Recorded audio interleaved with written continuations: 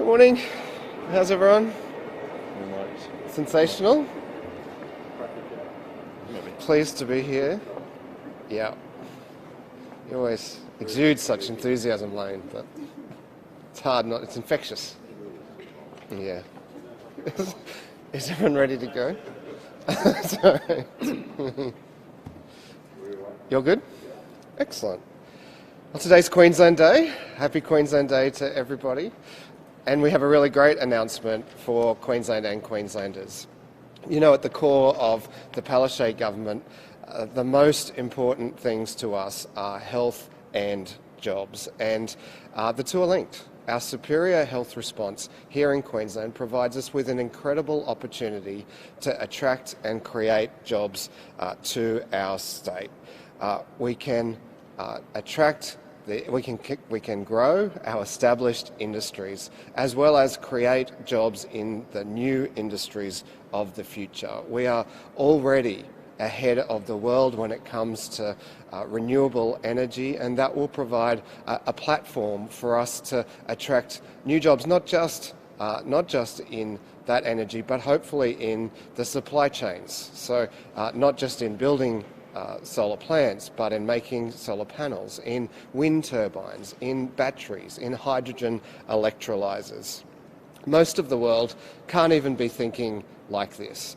We are very, very fortunate, but we didn't get here by luck. It took hard work, and I think we owe it to ourselves to honour that effort and do everything that we can to create those jobs and attract those jobs here to Queensland. And so today we're announcing a new Queensland Jobs Fund, a more than $1.8 million fund bringing together government programs and also creating a new $350 million industry partnership program that will allow government to work with businesses, to bring them here if they're not here, to help them to expand here if they are here, but most importantly, to create jobs here. I've said to my department, State Development, and I know the Treasurer has said to his department, the Queensland Treasury, that we want them to be aggressive, to compete with other states and other nations, to bring jobs here to Queensland and to make sure that we connect up everything government can do to attract those jobs. So it's not just dollars, it's not just investment, but it is also land and planning powers and approvals and making sure we have the skilled workforce that we need. Today we're also announcing the first investment from this fund, that we will provide $20 million to TRI in order to build TMI. You know, Labor governments are very proud of the investments that we made into research and development, previous Labor governments, and since then we've continued to build on this work, and this new investment takes it to the next level. So we can now, thanks to that work in research, we can now, our researchers are inventing new products, new treatments, new vaccines, through the Translational Research Institute, and with the Translational Manufacturing Institute, we can make sure that they don't just invent those innovations here, that they can manufacture them too and push them through clinical trials. Innovations like new vaccines, and we've just been at Vaxxis, a fantastic new vaccine delivery platform, and this investment will make sure we keep Vaxxis here, but also that we get the next Vaxxis here and that they are able to stay here and manufacture here. We can't wait for the Commonwealth Government to deliver that sovereign manufacturing capability. We need to invest in it ourselves, and that's precisely what we're doing with this announcement today. Well, thanks, Deputy Premier, and good morning to everyone here today at the TRI and also everyone watching online. The budget I'll deliver in 9 days' time will deliver for Queensland. It'll deliver the services Queenslanders need. It'll deliver the infrastructure Queenslanders deserve, and it'll deliver the jobs that Queenslanders want. And as part of that path out of COVID, we're making an announcement today, a $1.8 billion jobs investment announcement, including a new $350 million fund, which is all designed about turbocharging our economic recovery and turbocharging our path out of COVID-19. If there's one thing COVID has taught us, it's taught us this. We need to make more things in Queensland, by Queenslanders, for Queenslanders. And of course that includes things in the medical and biomedical space, whether it be medical devices, whether it be medical equipment, whether it be personal protective equipment, whether it be vaccines made in our state for Queenslanders, for Australia and for the world. Now, about 5 years ago, I raised with the federal government, and I was then Health Minister, the need for our state to review and consider what we needed to do to protect our sovereign capacity to produce vaccines in our state and in our nation. And when I raised it nationally, I was supported by the AMA in Queensland, and the federal government then, the coalition federal government, didn't want to hear about it. They didn't want to know about it. Can you just imagine if we had been able to develop the technology for mRNA vaccines in Australia, where we would have been positioned last year and where we would have been positioned this year for vaccination rollout. And that's a great opportunity missed, I think, by our nation, which is exactly why we're going to put up to $20 million into one of the flagship research institutes in our nation, right here in Queensland, the Translational Research Institute, to start developing those technologies through start-up companies in our state, and for our nation.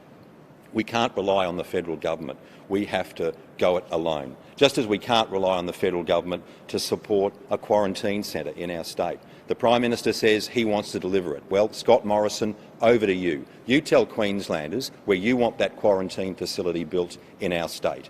Our nation needs a coordinated series of quarantine centres around our nation. We had a ready-made solution for our state and our nation. We had a company that wanted to build it, and it wouldn't have cost the taxpayer anything. But Scott Morrison says he has a different model. Well, over to you, Scott. Over to you, PM. You tell Queenslanders where that facility needs to be built. We're going to continue to do what we need to do to support jobs and economic growth in our state, whether it be Rheinmetall at Redbank, whether it be Orico up in the Bundy region, taking cane trash that used to be burnt and turning it into garden products.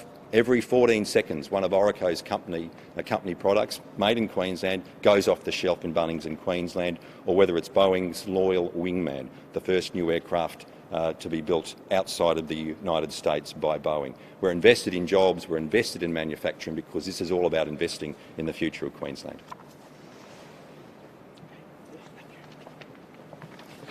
Deputy Premier, Treasurer, can also acknowledge the TRI shareholders, the TRI directors and TRI management.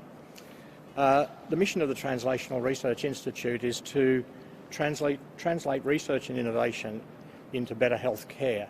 That better health care could take the form of better clinical practice, or it can take the form of helping to develop companies who are in the business of designing and producing better medical products or medical devices. The Translational Manufacturing Institute will support such companies, and it's a natural next step to build on the success of this institute over the last 8 years. Our success has allowed us to develop a detailed business case in which we will deliver a fully operational manufacturing facility within 18 months. It will be Australia's first scale-up facility. The business case was developed with intensive engagement with both government and with industry to make sure that we were getting their priorities right in the development of the business case. We also took a national scan of what was currently available for med tech companies and biotech startup companies to commercialise their medical innovations. We have a waiting list for our commercial space in TRI, and the majority of respondents to the survey said that they needed scale-up facilities within the next 2 years. So we knew that a translational manufacturing facility was required urgently.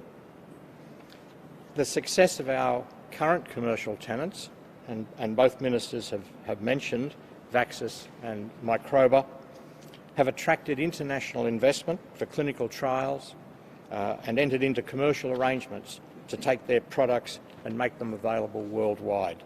And they're based here in Brisbane. The success of these companies and similar companies from here and overseas who now want to come and locate here, together with leaders in vaccine development, such as Professor Ian Fraser, from whom you'll hear in a moment, and Professor Paul Young, have been amazing advocates for the Translational Manufacturing Institute.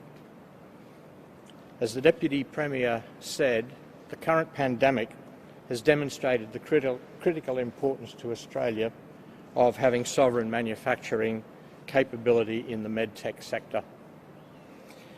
The Translational Manufacturing Institute will be an important part of developing that capability.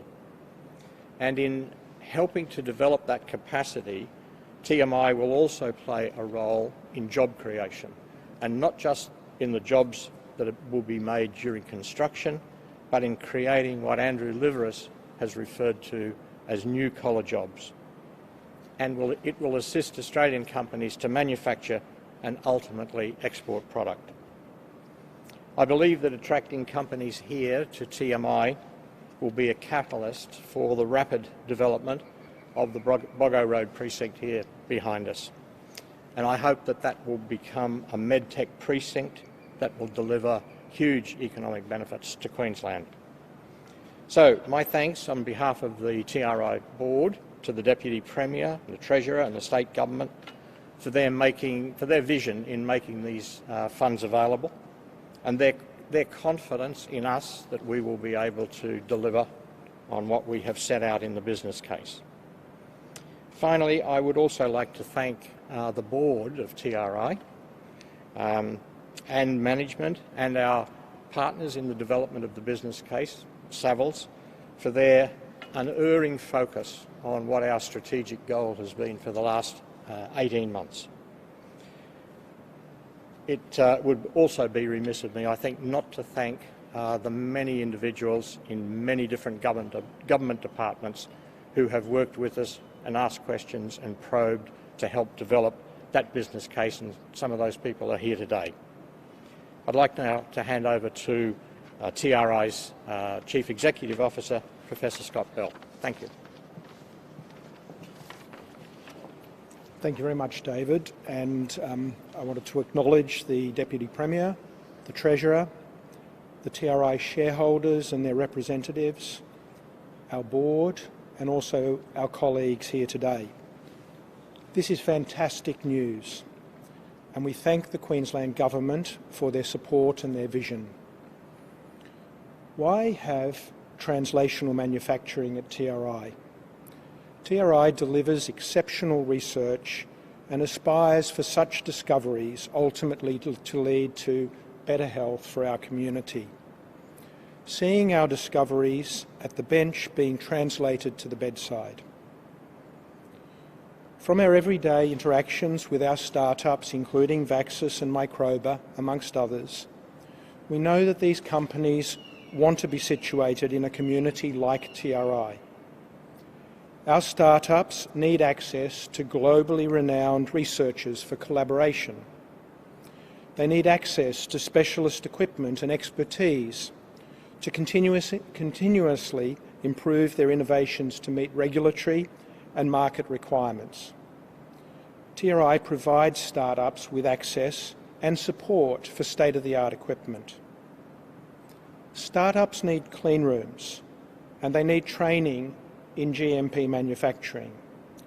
We currently have pilot-scale clean rooms operating, and this is attracting great interest from many of our TRI-based researchers as well as local medtech pharmaceutical industry colleagues.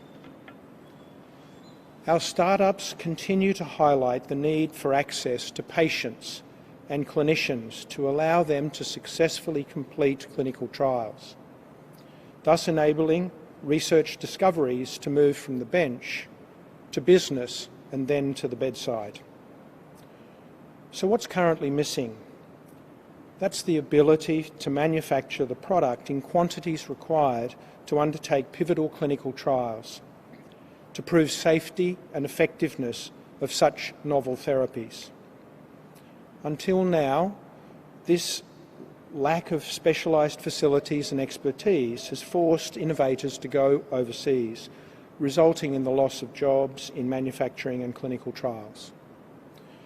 The establishment of the Translational Manufacturing Institute at TRI will support startups to advance their commercialisation, at the same time in retaining local startups to help and support this industry realise economic and export opportunities. The provision of fully operational GMP cleanrooms will also see up to 100 people per year gain hands-on training in cleanroom processes and advanced manufacturing, which will create a highly skilled workforce for medtech industries, which is going to be crucial during the recovery from the current pandemic.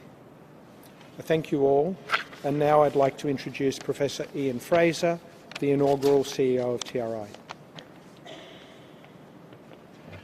Good morning. I acknowledge the Treasurer and Deputy Premier. When I came to Queensland, I had a vision that we should build a facility which would enable the use of scientific knowledge to help in health.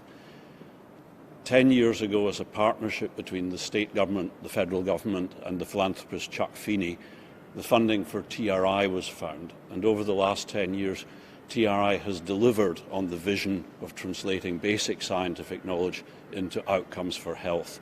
But to get those outcomes for health out to where they're needed, you have to translate the science of health into product. And the Translational Manufacturing Institute is designed to achieve just that. We've spun out 6 companies from TRI during the last 10 years, and they are working in Queensland developing product. But to get into the clinic, to get a product that can be scaled up for manufacture globally, we need a facility where we can actually take the basics that have been done already and really make a product out of them that can be taken into the clinic. At the moment, we have to go overseas for that. Now, in the future, we'll be able to do it here in Queensland for Queenslanders where it's needed. And also as a facility, because it will be the first for doing this for the whole of Australia. So this is a major breakthrough towards achieving something significant for Australia in the global setting. We want to be seen as world leaders. We are in the basic science. We are now in the translational science. Now, if we can be good at translational manufacture, the Translational Manufacturing Institute will deliver what I hope it will deliver. I'm looking forward to the next 10 years and seeing all of the good science that's being done, all of the good medical research that's being done, turned into real products coming out from Queensland. Thank you very much for your attention.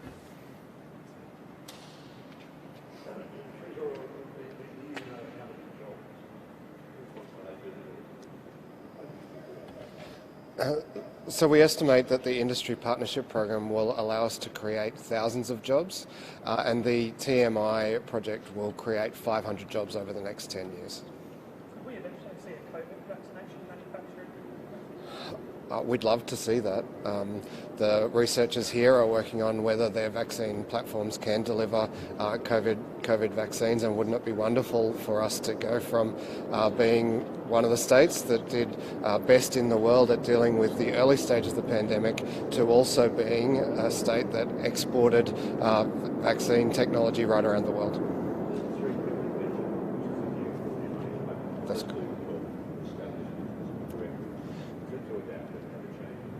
That's right, partnerships with businesses to either expand their existing operations to create new jobs or to attract businesses from around the world to here in Queensland.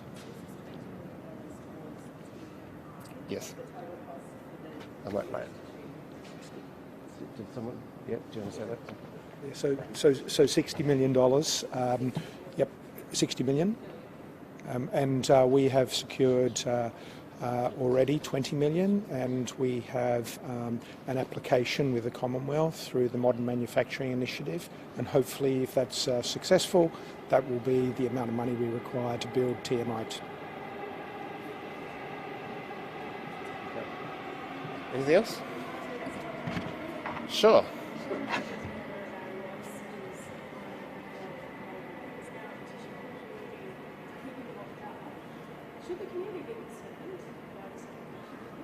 Look, that's a matter for the parole board, and I'm sure they'll take all of those things into account. If it were up to me, he'd never get out, and I'm sure most Queenslanders feel that way. But there's a process to be followed here, and the parole board will take all appropriate matters into their consideration. Just in relation to Dartmouth State School, are you comfortable as Deputy Premier that a school in Queensland can run out of water? Look, I've only seen the media reports on that. Obviously, it's concerning, and I'll seek to get some more information from the Education Minister about exactly what happened. What you've seen of the rollout yesterday, you happy the way it's gone, and are we reaching those targets? Look, I think it's fantastic that we were able to vaccinate thousands of Queenslanders yesterday. We're really starting to get to the stage that I'd hoped we would be at early in the year, and that is that we can get lots of Queenslanders vaccinated. I know that in some places there were queues, and that's why we urge people to register and to book. And in other places, they were able to vaccinate everyone who showed up, which is just fantastic. And in those locations, we'll do our best to get the message out that more people can come along. I understand we did just over 6,000 vaccines yesterday, but we can get those exact figures for you. The Health Minister's actively working on new locations and we've created special planning powers in my department so that we can approve new locations very, very quickly.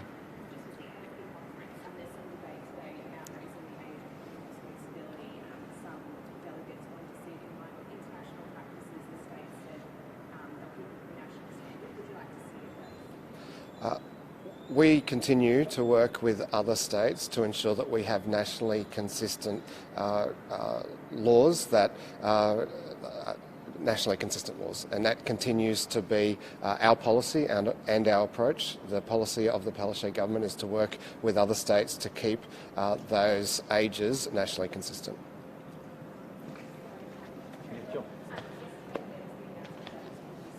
Yeah.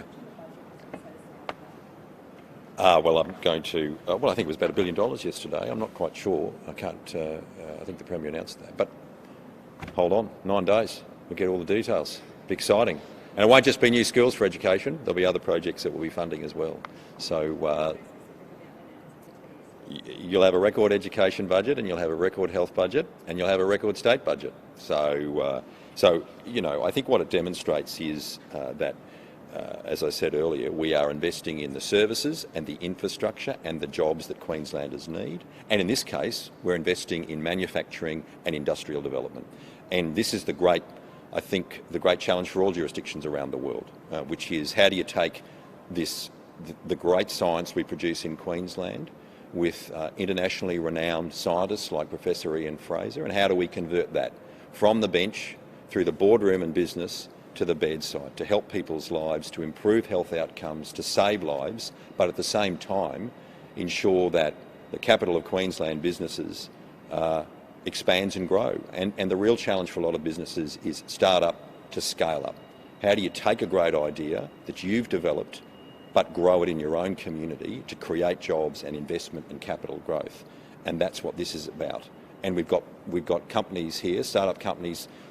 TRI is literally bursting at the seams with scientists and researchers who are looking to expand their company, and that's precisely what we want to do as a government to support those businesses. Treasurer, when will the public service hiring freeze be? We'll announce all of our position on the public service in the budget, but there'll be some good statistics there. But we're also growing the front line. It's what we promised in the election. And that's been a really strong focus for our government, growing the front line in health, education, police, corrective services, all those services Queenslanders need. And that's something we committed to, and that's something we'll deliver. Okay, everyone good? Sure. Hop in. Wellcamp Airport has everything that it needs to receive flights from overseas, international flights of Australians who need to get home, and then quarantine them safely close to that airport. It is strategically well located, and that's one of the reasons why we chose it as our preferred location. It has most of the characteristics of the Avalon site that Scott Morrison says he will support. You know, really, all we've seen now for months and months and months is Scott Morrison finding every reason he can to not back Queensland, to choose other states over Queensland, and that unfortunately has continued. We don't want it to continue. We want to partner with him to deliver a quarantine facility that can get more Australians home, that can address some of our workforce issues and allow some of our international students who have been studying here to start to come back here. Thank you. That's great. Enjoy your weekend. Yeah. Queensland Day. Queensland Day.